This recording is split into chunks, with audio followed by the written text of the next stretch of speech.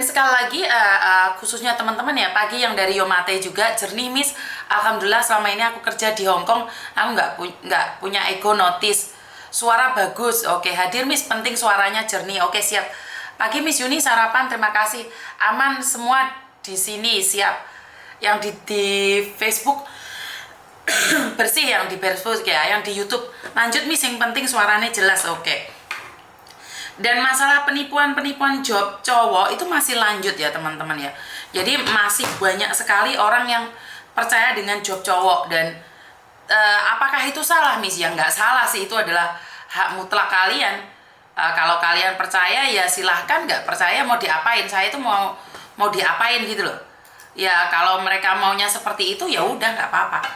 Jadi tentang job cowok ini masih banyak. Kalian tahu kan cara mereka merayu job cowok? Jadi kalian pasti tahu nih, sedemikian rupa merayu. Jadi orang-orang yang punya job cowok itu merayunya totalitas teman-teman. Jadi mereka itu pandai sekali. Kenapa kemarin waktu job cowok, promosi job cowok, saya ikutin alurnya. Jika orang setengah-setengah, pinternya setengah-setengah, itu akan termakan oleh rayu mereka. Job cowok ya, ini khusus job cowok, saya minta di-sharekan tentang job cowok.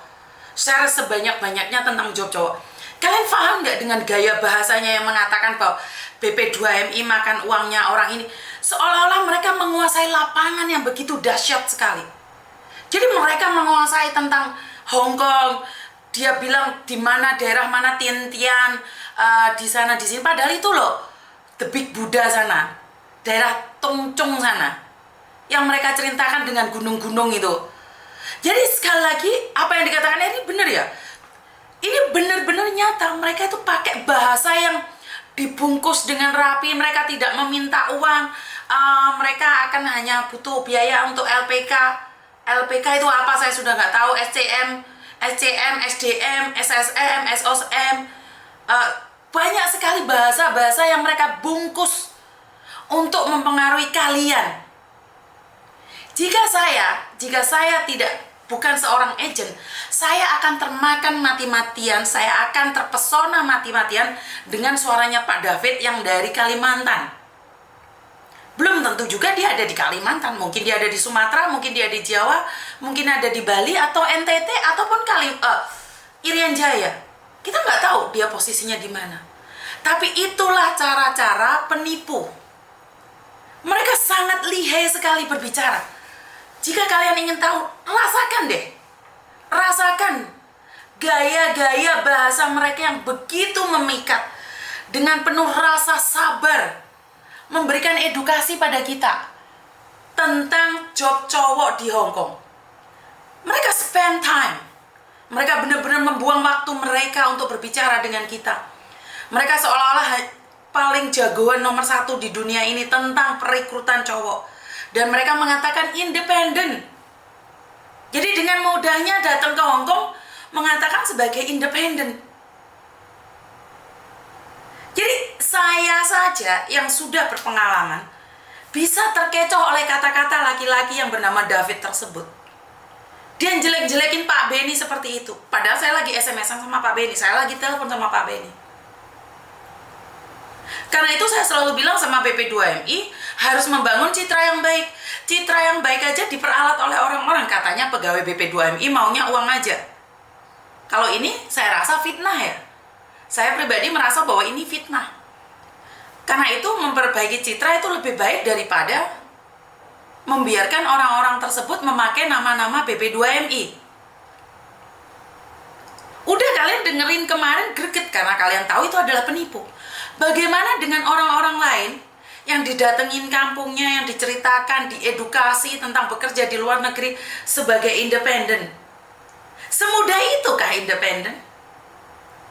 Saya sebagai warga negara Hong Kong, KTP Hong Kong, walaupun saya bukan warga negara ya, saya warga negara Indonesia, kebetulan adalah permanen Hong Kong. Itu saya nggak bisa bawa saudara-saudara saya untuk datang ke sini. Nggak bisa. Kalau bisa, kenapa adik saya ke Korea? Kenapa keponakan saya ada di bukan Rusia, Mana sih? Jerman. Pakai logika kalian berpikir. Saya sebagai influencer, saya sebagai YouTuber, kenapa saya tidak memamerkan keluarga saya datang ke sini? Karena memang tidak bisa. Memang tidak bisa. Paham nggak sih kalian? Apalagi orang-orang dengan mulut manis mengatakan, cuma buat paspor aja, setelah itu mengurus SKCK, ngurus BPKB, mengurus KB, ngurus surat-surat keterangan baik, ngurus surat-surat, apa itu surat-suratnya, kayak istilah-istilah itu, kalian bisa jadi independen Hongkong. Halo. Jadi saya sudah katakan berkali-kali, kalau kerja di Hongkong itu mudah. Keponakan saya, adik saya, mbah saya, buyut saya, lek saya, pak ade saya bawa ke Hongkong. Tak iseni dhewe ora tak bagi. Krungu ora aku ngomong. Seandainya masuk Hongkong dengan mudah, secara logika, kuwi dulurku kabeh teko Jember, Bali, situ Bondo, Bondowoso, Malang tak borong rene kabeh. Kowe ora tak bagi. Dengar omongan saya. Surat kuning iya, surat kuning, surat hijau, surat apa ae itu. Begini yang ingin saya cernalah, lihatlah Miss Yuni. Kalau kalian mengatakan suamimu akan kamu bawa ke sini karena calonnya tetanggamu sendiri, calonnya saudaramu sendiri. Lihatan Miss Yuni. Kenapa adiknya ada di Jepang, di Korea? Kenapa? Ya karena nggak bisa masuk. Jempolnya mbak, jempolnya yang di KB saya teko wong 400. Jempolnya jepat KB mungkin sebagian dari Pak David yang nak boleh Pak David di gini. Ternyata nih rene sing jempol nih. Bener nggak ya di YouTube ini wes share nggak apa-apa, di Facebook barang nih. Maka hadir Miss Alin. Jadi buat teman-teman logika dipakai. Jika kalian masih percaya dan mengatakan bahwa ada job cowok di Macau ataupun di Hongkong, di Macau banyak sekali penipuan. Di Macau, kalian nggak punya skill masuk Macau, yakin. Kerja 2 bulan dipecat dengan membayar 16.000 setara 30 juta. Kan itu akal-akalan aja. Ngurusi surat-surat sampai segitunya. Saya nikah dengan orang Hongkong nggak perlu surat segitu banyak kok. Saya nggak perlu surat segitu banyak. Untuk menjadi permanen Hongkong tidak perlu surat seperti itu banyak. Ada teman saya, salah satu teman saya itu dia residen Hongkong, dia mau ngurus surat permanennya dia tuh nyuruh agent, mbak. Ini cerita lucu menurut pendapat saya. Untuk mendapatkan permanen residen itu sangat mudah sekali. Kalau kamu sudah residen Hongkong, datang ke lantai 5 nanyakan apakah kamu sudah on title dapat permanen, udah selesai. Memang orang Indonesia tuh pinter memanipulasi teman sendiri, walaupun tidak semua ya. Jadi untuk mendapatkan permanen resident itu nggak perlu ngurus di agent. Kamu datang sendiri itu dapat surat. Itu pun bisa diperalat, bisa dikacaukan. Dahsyat ya orang Indonesia ya. Tapi apalah daya. Benar nggak? Ya memang gaya-gaya seperti itu kan sudah banyak sekali ya. Jadi saya sendiri no comment ya. Saya bilang sama teman saya, ya kalau kamu percaya dengan gaya-gaya mereka ya udah. Saya cuma ingin mengingatkan bahwa kalau mengurus surat permanen itu, kita kalau sudah on title dapat permanen, tinggal ke lantai 25, ada surat turun ke bawah ke lantai 8. Foto pas KTP baru, KTP yang lama dikembalikan, terus KTP baru kita dapatkan. Hanya seperti itu kok untuk menjadi permanen resident Hongkong. Kalau kamu sudah resident on title lebih dari 7 tahun, itu akan datang sendiri suratnya. Itulah politisnya orang-orang Indonesia, baik agent atau apapun, mereka tuh tidak mau berbagi informasi dengan free. Jadi tidak ada orang yang berbagi informasi dengan gratis. Saya heran banget deh. Jadi untuk mendapatkan residen itu memang tidak mudah, tapi untuk mendapatkan permanen yang penting on title, kamu ke lantai 25 dapat surat, turun ke lantai 8, udah selesai. Jadi semua diperdagangkan, ilmu-ilmu orang-orang kita itu diperdagangkan gitu loh. Kenapa sih tidak membantu orang lain? Kalau nanya dikasih gratis aja sih? Berat banget sih ilmu kalian ya. Jadi kenapa kalau ada orang bertanya tidak memberikan dengan gratis?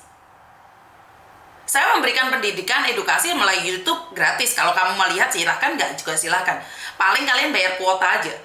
Kan saya nggak mungkin ngejelasin sama satu-satu orang, ada ratusan orang. Jadi saya sangat merasa bahwa banyak sekali ilmu yang disembunyikan oleh orang-orang kita sendiri. Jadi kalau kita nanya sesuatu tuh diperdagangkan gitu loh. Kalau ngurus ini seperti apa? Kalau kamu ngurus sendiri susah. Ini bakal kayak gini, ini bakal kayak gitu, ini bakal kayak gini. Kalau enggak bisa. Ya udah bantu urusin deh, tak bayar. Akhirnya kan teman-teman kita merasa seperti itu, ya udah tak urusin, tak bayarin. Kenapa banyak teman-teman yang menanyakan sama saya menikah itu seperti apa? Saya ajarin caranya aja. Saya belum pernah datang ke pernikahan siapapun saya meminta uang imbalan walaupun naik MTR. Saya belum pernah. Saya menandatangani pernikahan kalian dengan ikhlas. Tidak ada satupun pernikahan siapapun saya minta imbalan. Tidak pernah. Tapi Tuhan sudah kembalikan dengan baik. Tuhan sudah kembalikan ke saya berlipat-lipat ganda. Walaupun bukan dia yang mengembalikan, orang lain. Saya tetap pegang prinsip golek jeneng ojo golek jenang. Karena jenang ikut jeneng. Carilah nama baik, maka rezekimu akan ikut kamu. Itu prinsip ya. Jadi apa yang saya berikan tidak pernah saya perdagangkan, tidak pernah saya perjualbelikan. Termasuk orang-orang yang saya kenali. Miss Juni kalau ada masalah ini larinya ke sini. Miss Juni saya kepingin ketemu ini boleh nggak? Saya bilang oke, saya izin sama orangnya. Lapor bapak, nomor bapak saya berikan sama ini boleh nggak? Boleh Miss Juni, saya berikan. Karena saya percaya, saya percaya bahwa saat saya sudah punya nama, rezeki itu ikut ke saya. Saya tidak perlu memperdagangkan. Oke, kowe lek rabi ndek aku, ayo kayak ono sawer-saweran ler 100 apa 200 apa 500. Karena kita tidak akan pernah naik ke atas kalau kita bingung karo jenang. Kita mengatur-ngatur rezeki, mengotak-ngotakkan rezeki dari Tuhan. Aku lek bantu orang segini, pasti aku dapatnya segini. Enggak cocok ini menurut peraturan karena aku bantu mati-matian kok cuma dapat 100. Aku bantu mati-matian kok cuma dapat 500. Kipi, ada yang salah ini. Tapi kalau kamu bantu orang totalitas, orang akan lihat, oh ini anak gak totalan ya. Ya udah, tak kenalkan sama konglomerat ini. Oh biar dibekakan usaha ini. Oh seperti ini, seperti itu. Itu akan. Itu saya sudah merasakan sendiri. Jadi buat teman-teman yang selalu perhitungan nih, khususnya sesama Indonesia dan juga calo-calo bandara, apakah saya melarang kalian untuk mencari rezeki di negeri orang? Tidak. Tapi pakai acara. Jangan mencekik, jangan menghujam, jangan menyakiti, apalagi mencaci maki saudaramu sendiri. Saya tidak pernah melarang kalian untuk mencari rezeki, tapi bukan berarti menghancurkan orang lain. Bisa difahami ya teman-teman ya. Jadi saya tidak melarang siapapun mencari rezeki di negeri orang, tapi bukan dengan cara ngapusi wong. Begitu juga dengan teman-teman yang overstay. Saya tidak pernah bermusuhan dengan kalian. Saya tidak pernah ingin menyakiti kalian. Tapi tolong, jangan meminta imbalan atas apa yang kamu lakukan. Karena Tuhan sudah perhitungkan apa yang kamu lakukan. Saya selalu percaya dengan Kakang Kawah Adi Aryari. Kalau kita disakiti orang lain, yang dampingi kita nggak terima. Tapi kalau kita bisa membantu orang lain, maka kita akan dibantu oleh orang lain. Ada yang bilang, itu bukan urusanmu untuk membantu orang lain. Kamu tidak berhak untuk ngurusin orang lain. Betul, kamu tidak berhak untuk ngurusi orang lain. Tapi sekedar simpati dan empati tidak ada masalah. Yang penting kalian harus pinter-pinter menempatkan diri.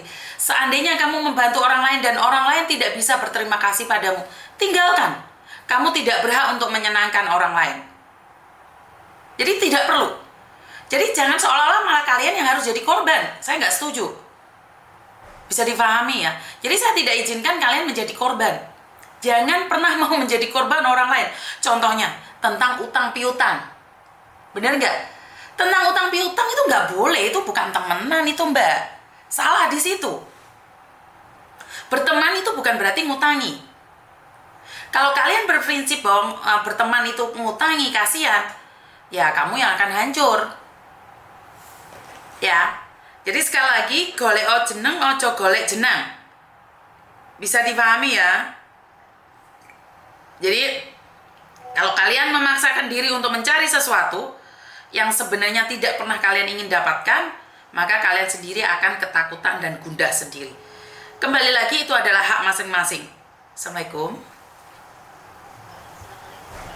Waalaikumsalam. Ada yang bisa dibantu? Mau nanya, Silakan mbak. adekku tuh kan mau kerja ke Hong Kong, PT-nya di mana ya Bu? OPT-nya ada di Malang mbak.